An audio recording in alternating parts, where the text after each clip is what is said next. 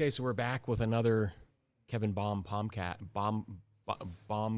That's what I was going to come up with. That's a good one. So now we have Chesley on today. So what I've been thinking about with this is eventually this podcast would be around industry folks. I wanted to start with Ron Codron, who I bought the store from. Then I wanted to move through some of the industry titans, if you will, in our local network. But I think it felt more fitting to start with the people within first before we start looking at the people that are on the outside. So Chesley started with me as a executive assistant. She quit and they gave me a month's notice. Never had anybody give me a month's notice. And then I started thinking, geez, I actually think you could probably run this place. So I don't remember how many days it was after you quit that I came back to you about 3 or 4 days later. It was within the week. Mm-hmm. And I was like, wait a minute, I got a better idea. And she actually had to sleep on it. So she slept on it. And then the good news was she came back with an affirmative and took me up on the challenge. So now you're the operations manager here, and I think doing a great job. But really my first probably start off question was, how'd you get here? What made you decide to come here in the first place? And then it's kind of like a 3-part question. You were going to move on, quit right after, I forget how long, but maybe you can go into a little bit of that for us and the listeners just a little bit, because I think you've got an interesting story about how you got here, maybe what led you here, what made you think about changing, and then second thoughts, and then staying. And then I think ever since you said you were going to stay, it seems like you're the happiest you've been since I've known you. So why don't you indulge us a little bit about what's going through your mind about how you got here? Well, I got here, I was in the tourism industry in San Francisco, ran a cable car company, cable cars on wheels, loved it, thought I'd never have another job again, pandemic, and guess who needs to look for a job? I do. And tourism's done. Yeah. And what am I going to do? I was an assistant for a while. Let me see. And you and I had a phone call with Kathy, your old assistant. And I loved her. She's just so sweet on the phone. I was like, oh my gosh, okay. And then you and I had a Zoom call, and you're like, did you just come out of your garden? Because you think you did, right? I did. Yeah. I did, because Kathy said, when can you do a Zoom call? I'm like, right now. I'll come out of the garden. I was full of dirt or whatever. And he's like, did you just come out of your garden? I'm like, yeah, but I'm here, right? And I felt a connection. And I don't think it was about being somebody's assistant. I think it was about my life changing, and I have to do something else, and I have to do something else now. And I don't know what to do, but this guy's pretty cool. And then I came in as your assistant, and it's a lot. It's a big world. Kevin's world is a big world. It's not just Abby. It's not just construction. It's every thought you have, turning it into an action. And I like that. I was like, oh yeah, okay, we could do this, we could do that. Okay, I'll make it happen, blah, blah, blah. And, I thought about leaving because, some other options. With the tourism comes my CDL, and I have a license to drive a truck and things like that. I'm like, oh, well, maybe I'll venture back into that. And you're like, whoa. We're not doing that. So you said, I think you can help operationally. So, yeah, I went and thought about it. I knew, but it's what you got to say. So, and it's incidentally, that was the fact that you drove a truck or had the B license to drive a truck is one of the things that I was like, yeah, I got to have her. I mean, a woman that can drive the truck, and it's like, I'll do whatever it takes. I mean, those are the people around us. Had my own business now 30 years, and the people that have made it the distance around me and caused our business to be successful over the years is the fact that we don't say no to stuff that maybe we hadn't done before, or that people don't think we can do, and we've done a good job. So, And that's what you so said in the interview. thinking out of the box, that's what I was kind of struggling for. You had said, you drive a truck? I'm like, yeah, I drive a truck. And I go, okay, so you'll do anything. I'm like, yeah, of course I'll do anything. So then it turned into operational. I have a really, really good rapport with your foreman. I help him, and I love doing that. And I'm learning about flooring. Like, you brought me on my first measure, and you're like, you're going to start doing this. I was like, what? What do you mean? And the fact that you believe in your people sometimes more than they believe in themselves, that's why I won't leave. Because that's monumental. And guess what? I outmeasure you now, Kevin. That's true. And the opportunity every day to learn. And like Alex was saying, I get the opportunity to fall, but not fail. Just pick up and learn a new way. And the famous line of Kevin is, I have an idea. And making those ideas happen with the team, with Kevin, with Alex, sometimes by myself, just left to figure it out. I wouldn't do anything else. Kevin, you got a lifer here. Well, that's good. I'm glad I was able to talk you into staying.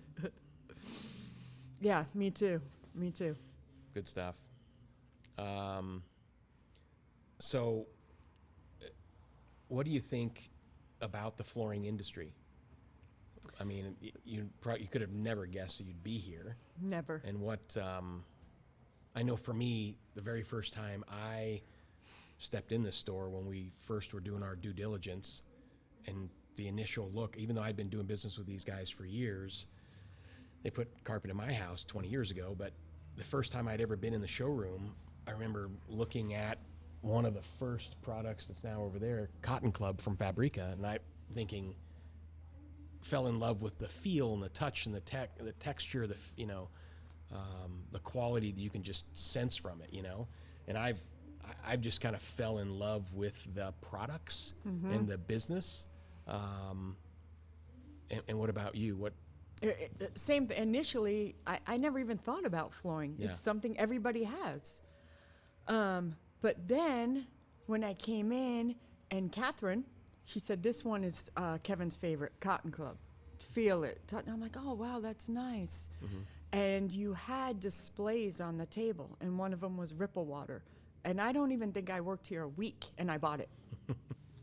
And it changed the way I look at my home and the way I look at other people's homes. Yeah. Because it's art. I mean, yeah, we buy things for our walls, but whoa, the floor changes it.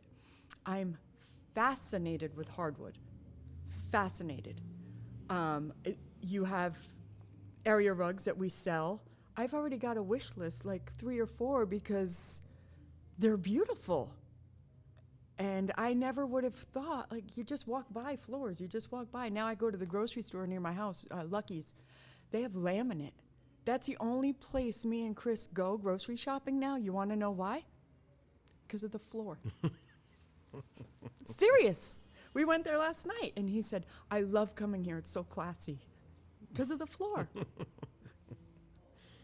I've heard one of the reps from one of the manufacturers said that the floor is the 5th wall of the room, right? And that's where floor art is. So that's what has drawn me to it. It's the look, the colors, the texture, The feel. the feel. Yeah, It changes, how everything is viewed. Everything. You could have the most beautiful piece of art, but if you have a dingy floor, yeah. the this art doesn't work, mean does it? anything. Yeah. So.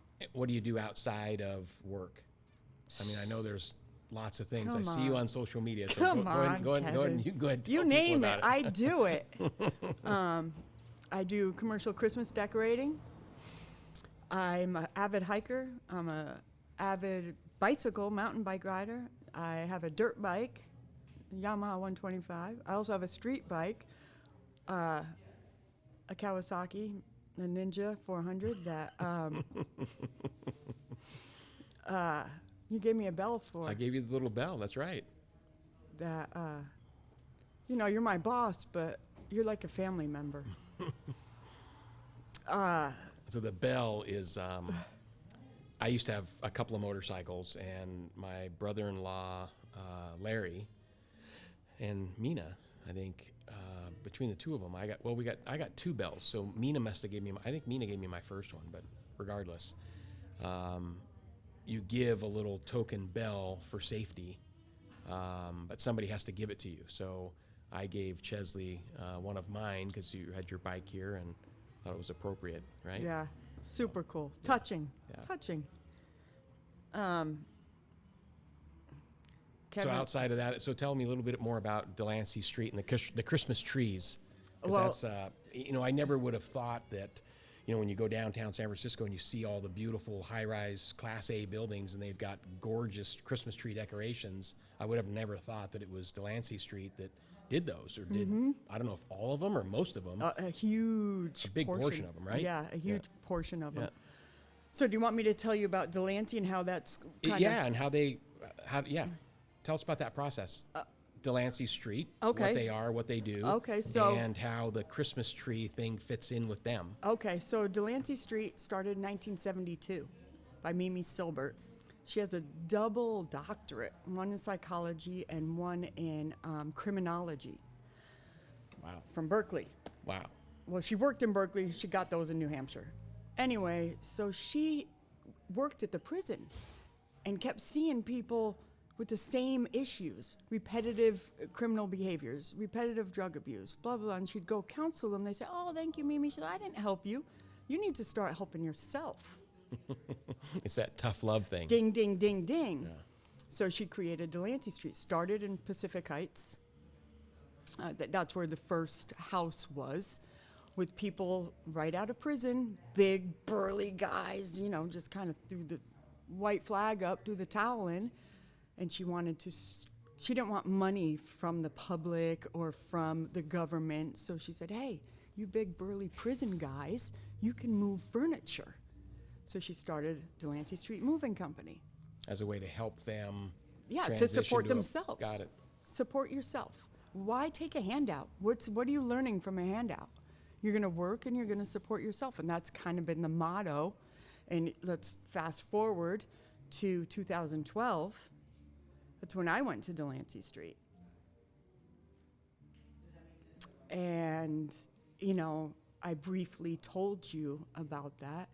I had either Chesley's going to live or Chesley's going to die. I know I've said to you, oh, you're like, I don't want to know.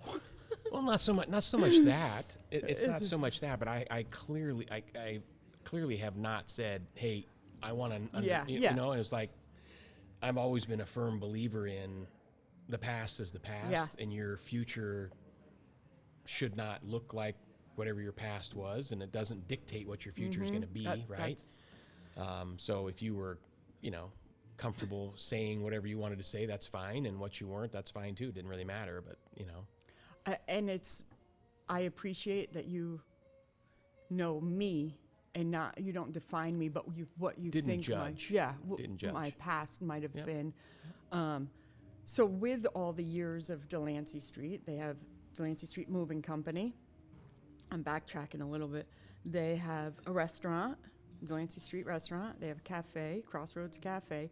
All these businesses to support Delancey Street because it is in San Francisco, the main hub. They have 6 of them, but headquarters is in San Francisco with the ability to house 500 people.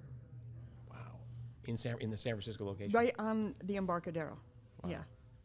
Yeah. So they also got into commercial Christmas decorating. First, it started with selling Christmas trees, and they have 5 lots throughout the Bay Area. But along with that, Stephanie, who I introduced you to 30 years ago, she started commercial decorating. So she went around to the different banks and offices and lobbies and said, hey, I can do that. I can decorate for you at a cheaper price. And all the money goes to this project, to this house, helping these people former criminals, former inmates, former drug addicts. And most of San Francisco's into that. You know, why not help somebody? Why not put the money that's getting put into something so positive? So we had, my last year in Delancey Street, the commercial decorating sales were close to $5 million Wow. back into the house Wow. to feed us, clothe It's a us. meaningful. Nobody pockets a dime, you know, and we're all doing it for each other. When I went to Delancey Street, there was 369 people there. You know, we all have to make something lot of happen. people, It's yeah. a lot of people, but it's learning skills, because most people that go there don't have any skills at all. So we all have to work in the restaurant. We all have to work in procurement, you know, supply and hustle. Hey, would you mind donating?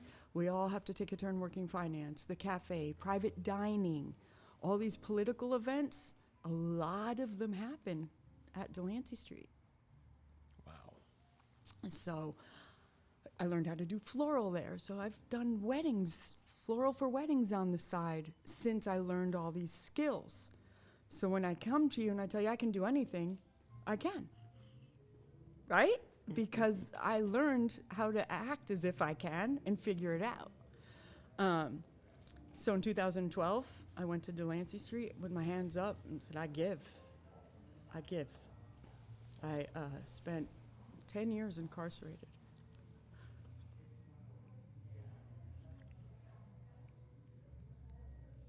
I didn't know that. I know. Well, you've clearly made something for yourself positive, you know, Yeah, since then. That's good. yeah. So So you're proof that people can yes, turn their that's why I'm shit around. stand so strong. And there's, you know, when I talk about it, because I've lived it, I know Yeah. it. I had nothing, and I went there with a little faith from Utah on a plane, got dropped off there. I give. What do you got? And I Look at you now. worked my ass off. And I graduated in 2016. You know, with all those skills, Mimi's assistant, Christmas decorating, floral, private dining, cafe, procurement, finance, you name it, I was a part of it there because I was part of something bigger than myself, something that mattered, which created who I am now. And I got my commercial license there. I learned how to drive a truck there, the moving company trucks. That's how I learned how to drive a truck. Wow, that's an incredible story. I had no idea it was that deep. So I venture to say it's a pretty damn good organization. Yeah, And life I don't know changing. that people, I would say that somebody that's, I mean, I was born in the Bay Area. I mean, I've seen and heard the name, but I don't think there's enough going on where people know enough about that, because I didn't know anything about it on that level, right? I mean, that's very positive for the community. Right? It's And huge those for the people. community. And for me, the biggest thing is it's all self-supporting. Yeah. There's not one government check where, you know, you're getting in your food line or whatever. They're all working their butts off. I went there last night for dinner, and they're all waiters with past same as mine. Some of them have tattoos on their face, and they put them in a bow tie, and they tell them to talk straight and stand straight.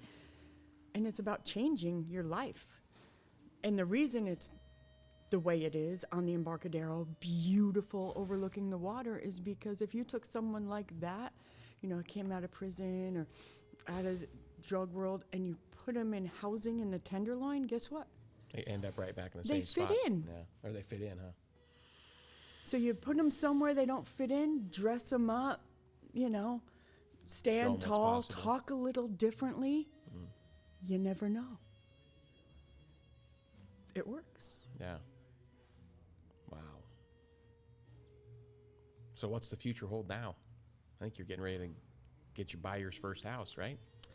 Oh, I want to so bad. That's all I want is to buy a house. That's what we're working towards. You know a lot about my personal story. I have Buddy He's getting 2 new knees, so that might This is put the dog.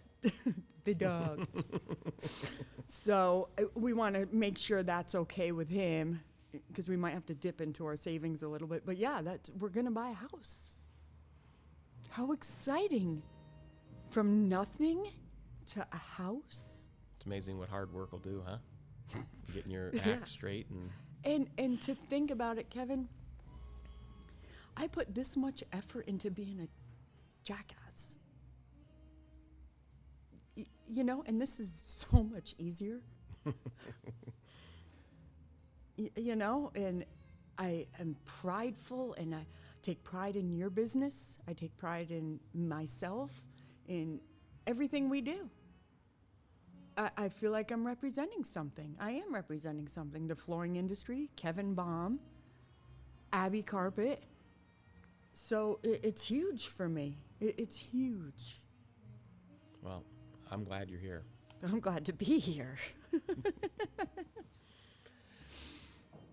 I think that's I don't know. We can't top that, Alex. That was really good. She should have went first. That was really good. Yeah, that was really good. Well, I'm glad you were really first. Yep. That was really good.